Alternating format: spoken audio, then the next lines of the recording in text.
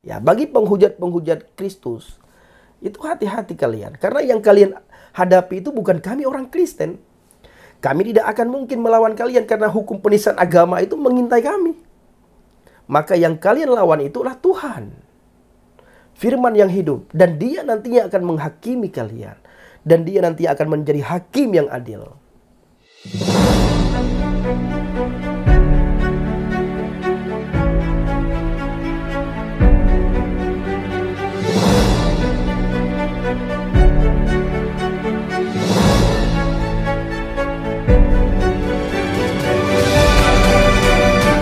Haleluya, haleluya, shalom alaikum, salam aki. Aku kabarkan Injil keselamatan. Bapak Ibu kasih Tuhan, ketemu lagi dengan saya Evangelis Avraham Effendi Usman. Bagaimana kabar saudara semuanya? Tentu luar biasa. Yes. Wow, kita itu sangat istimewa. Nah saudaraku, saya mengajak Bapak Ibu semua untuk melihat satu firman Tuhan di dalam Filipi 1 ayat 21. Di situ dikatakan, karena bagiku hidup adalah Kristus dan mati adalah keuntungan. Nah, keuntungan apa yang kita dapatkan bila kita mengalami kematian alias meninggalkan dunia ini? Keuntungan yang paling besar yang kita dapatkan adalah kita hidup kekal di surga. Bertemu dengan Sang Pencipta face to face. Tidak melalui si A, tidak melalui si B, tidak melalui si C. Karena masuk surga itu adalah haknya Tuhan. Dan masa di dunia ini, bila kita beriman, bertakwa, percaya kepada Dia, firman yang telah menjadi manusia, maka janji yang Dia berikan kepada kita adalah keuntungan setelah kita mengalami kematian. Keuntungan setelah kita meninggalkan dunia ini, yaitu kita berada di surga bersama dengan para soleh Tuhan. Di sana kita memuji, memuliakan, meninggikan Tuhan. Itu adalah janji daripada Adonai Yeshua HaMashiach. Dan bila kita hidup, bagi kita adalah Kristus. Artinya apa Bapak Ibu? Hidup adalah Kristus. Kita memberitakan firman Tuhan. Bagi kita Bapak Ibu, menginjili orang sebanyak-banyaknya. Bukan membawa orang untuk masuk Kristen, tidak. Tetapi menginjili orang sebanyak-banyaknya. Agar banyak orang selamat. Karena setiap orang itu rindu untuk masuk surga. Bersukacita ketika mendapatkan jaminan kepastian keselamatan, yaitu surga. Nah, bila hal ini tidak didapatkan oleh orang, maka ketika mengalami maut, orang itu gelisah, takut, segala macam. Kenapa? Karena tidak ada jaminan kepastian keselamatan yang didapatkan. Agama tidak menjamin keselamatan seseorang. Rumah ibadah tidak menjamin keselamatan seseorang. Kelompok ini tidak menjamin keselamatan seseorang. Pokoknya manusia yang berasal dari dunia itu tidak akan bisa menjamin keselamatan seseorang. Walaupun ada orang yang berkata, oh nanti ada pribadi yang menyelamatkan. Tidak ada selain pribadi Yeshua HaMashiach. Hanya Dia, firman yang hidup, yang bisa menjamin dan memberikan kepastian keselamatan bagi saudara dan saya. Makanya tertulis dalam kitab Filipi 1 ayat 21, karena bagiku hidup adalah Kristus dan mati adalah keuntungan. Nah, kalau kita boleh memilih, kita memilih untuk hidup. Agar kita bisa berbuah banyak dan kita bisa memberitakan Injil. Dan orang di luar kekristenan, mereka bisa melihat bagaimana Injil itu kita beritakan. Bagaimana dalam Injil itu ada pribadi Adonai Yeshua HaMashiach yang menyelamatkan setiap orang. Nah, hari-hari ini Bapak Ibu para pencinta channel Injil Habaget, ada yang mengalami duka cita. Duka yang sangat mendalam. Dan bahkan ada yang berkata semuanya ikut merasakan sedih, ikut menangis semuanya. Karena ada yang meninggal dunia. Nah, kalau saya boleh katakan, hati-hati. Ya, kenapa hati-hati?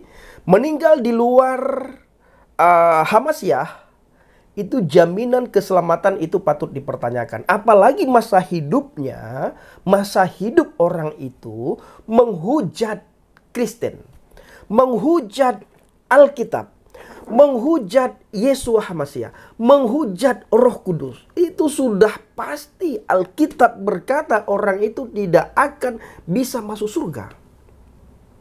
Masa hidupnya Dia terus-terusan menghina iman kekristenan, menghina Yeshua HaMashiach, menghina Alkitab, menghina ya semua yang kita lihat Bapak Ibu ya. Orang itu hina, sudah otomatis Bapak Ibu. Itu membuat duka yang mendalam karena jaminan kepastian keselamatan itu tidak didapatkan.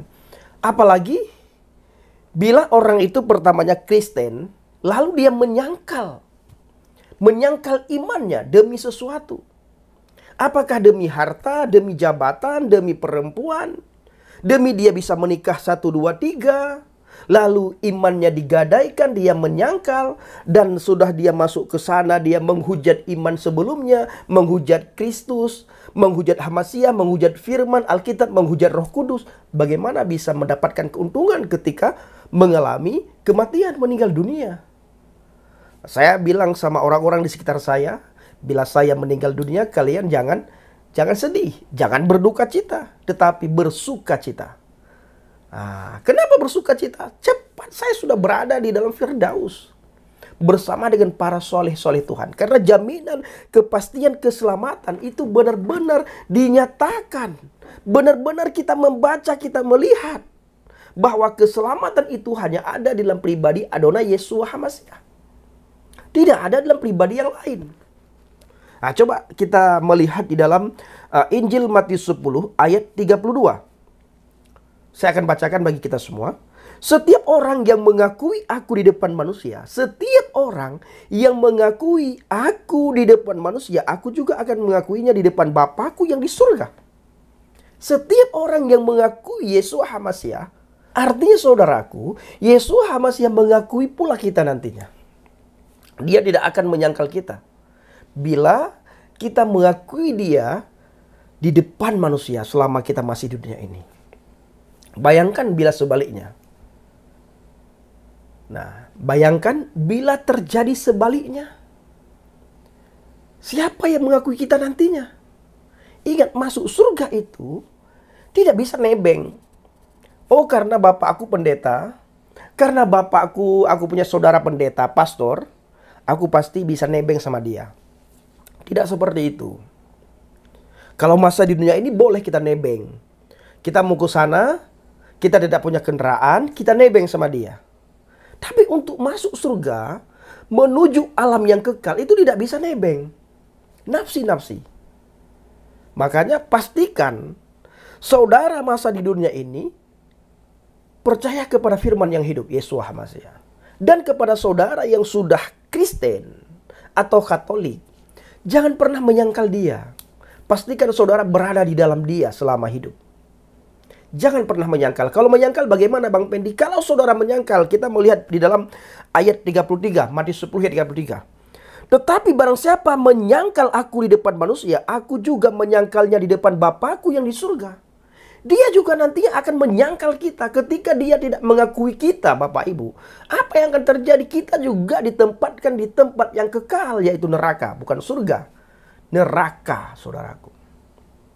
Ya, neraka. Maka saya selalu mengharapkan, saya selalu mengajak saudara semuanya yang sudah Kristen Katolik sejak lahir, supaya saudara benar-benar berada di atas fondasi iman yang benar. Saudara benar-benar harus memposisikan diri saudara berada di dalam firman, berada di dalam kebenaran. Karena kebenaran itulah yang memerdekakan saudara. Jangan terikat dengan hal-hal duniawi. Memang benar kita tinggal di dunia ini, kita butuh, saudaraku. Butuh uang, butuh pekerjaan, butuh ini, butuh itu, butuh. Tetapi jangan sampai gara-gara itu semua kita menyangkal ini. Menyangkal firman, jangan sampai. Kalau saudara menyangkal, coba saudara bayangkan kemana saudara nantinya di saat ya saudara berada dan saudara berdiri di depan hakim yang maha adil.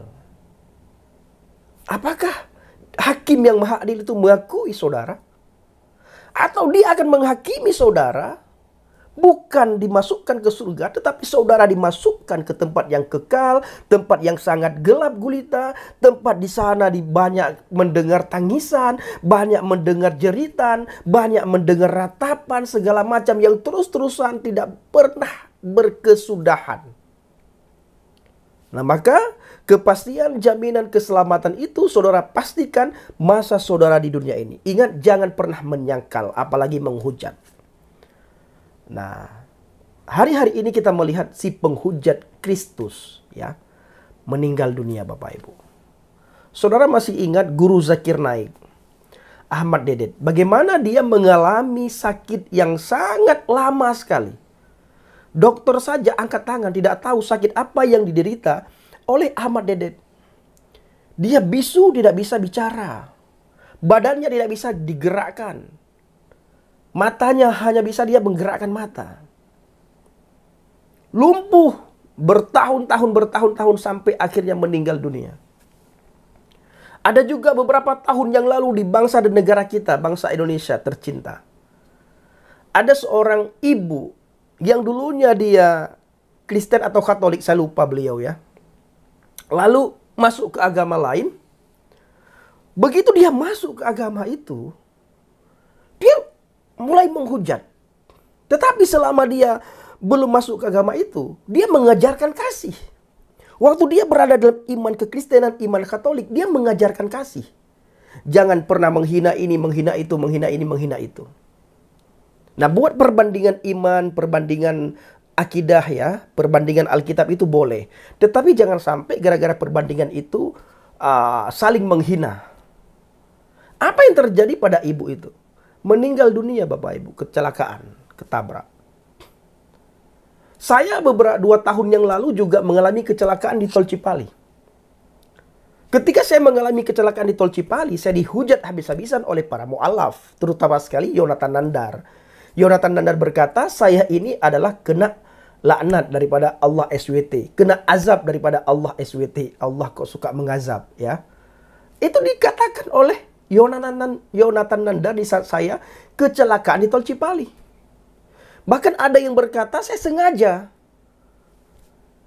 Nah, ini fitnah demi fitnah yang mereka buat. Saya jawab setiap apa yang difitnahkan kepada saya waktu saya mengalami kecelakaan di Tol Cipali. Apa jawaban saya? Azab Tuhanmu itu dipatahkan di dalam nama Adonai Yesus Mas ya. Kita juga melihat Agustan, saya pernah melihat video Agustan, Bapak Ibu. Waktu beliau masih beragama Kristen. Itu mengajarkan yang baik-baik kepada jemaahnya, kepada anak-anak yang dia layani. Mengajarkan kasih, benar-benar saya melihat beliau itu mengajarkan kasih. Dan kita melihat wajah beliau penuh dengan sukacita. Tapi sekarang lihatlah, setiap khotbah ceramah, dan setiap kita melihat Agustan di media sosial, itu wajah penuh dengan amarah. Ya, penuh dengan amarah. Tidak senang dengan si A, tidak senang dengan si B. Dia mengajak orang untuk jihad lah segala macam. Ini kenapa? Nah, kalau kembali ke dasar firman, kembali kepada Alkitab, karena roh kebenaran itu sudah tidak ada lagi di dalam diri seseorang, yaitu Roh Kudus. Ketika Roh Kudus tidak ada lagi dalam diri seseorang, maka tidak ada lagi roh yang menginsafkan orang. Nah, fungsi Roh Kudus, Bapak Ibu, untuk menginsafkan kita, untuk membuat kita bertobat. Ketika kita jatuh dalam dosa, kita jatuh dalam kesalahan, ada Roh Kudus yang berkata kepada kita itu salah. Ada yang menegur kita, ada yang mengingatkan kita, ada yang memberikan kita penghiburan ketika kita dalam keadaan sedih. Ada yang menguatkan kita ketika kita dalam keadaan kebimbangan. Ada yang benar-benar memberikan penghiburan kepada kita di saat kita gelisah. Ada yang memberikan kekuatan kepada kita di saat kita ketakutan. Ini fungsi Roh Kudus. Yang pertama sekali fungsi Roh Kudus untuk menginsafkan saudara dan saya. Supaya kita tidak jatuh terus-terusan dalam dosa. Ya, tidak jatuh terus-terusan dalam dosa. Maka Roh Kudus hadir di tengah-tengah kita. Bahkan perlu Di dalam hati kita itu ada Roh Kudus. Harus pastikan ada Roh Kudus. Nah, jadi saudaraku para pencinta channel Injil Habaget, ingat Matius 10 ayat 33. Tetapi barang siapa menyangkal aku di depan manusia, aku juga akan menyangkalnya di depan Bapakku yang di surga. Ini firman Tuhan yang berkata, siapapun yang menyangkal dia di depan manusia, dengan alasan apapun, kalau kita menyangkal dia, maka dia juga nantinya akan menyangkal kita. Ditambah lagi Bapak Ibu, bila kita masa di dunia ini menghina, ya, mendukakan Roh Kudus, ini dosa yang paling besar. Nah, kita melihat orang-orang yang saat ini sering sekali menghina Roh Kudus. Siapa mereka itu? Ya, mereka yang dulunya Kristen lalu masuk ke agama lain, sampai ke agama lain, mereka menghina Roh Kudus, Bapak Ibu. Nah, ini saya ingin katakan hati-hati. Ya, bagi penghujat-penghujat Kristus, itu hati-hati kalian. Karena yang kalian hadapi itu bukan kami orang Kristen. Kami tidak akan mungkin melawan kalian karena hukum penistaan agama itu mengintai kami. Maka yang kalian lawan itulah Tuhan. Firman yang hidup. Dan dia nantinya akan menghakimi kalian. Dan dia nanti akan menjadi hakim yang adil. Nah, disitulah nanti akan terjadi ratapan yang luar biasa. Kalian nanti akan meminta Tuhan, berikan waktu bagi saya 1 menit saja untuk saya kembali ke dunia ini. Waktu sudah terlambat. Nah, saudaraku para pencinta channel Injil Habaget, kiranya video singkat ini menjadi berkat bagi kita semuanya. Ingat, jangan pernah menyangkal Adonai Yesus HaMashiach, firman yang hidup. Pastikan diri saudara selalu berdiri di atas pondasi iman yang benar. Selalu berada dalam firman. Selalu berada dalam kebenaran. Agar buah-buah ilahi, buah-buah roh itu kelihatan, Bapak Ibu. Ya, terima kasih. Shalom alaikum bishim HaMashiach. Salam Aki. Aku kabarkan Injil keselamatan. Bapak Yahweh bishim Adonai Yesus HaMashiach Waruah Kodes memberkati kita semua. Haleluya. Amin. Salam Murtadin. Saya mengucapkan terima kasih kepada Bapak Ibu semua yang selalu mendukung penginjilan Habaget, baik melalui doa, melalui dana, maupun motivasi yang saudara berikan untuk Habaget. Terima kasih.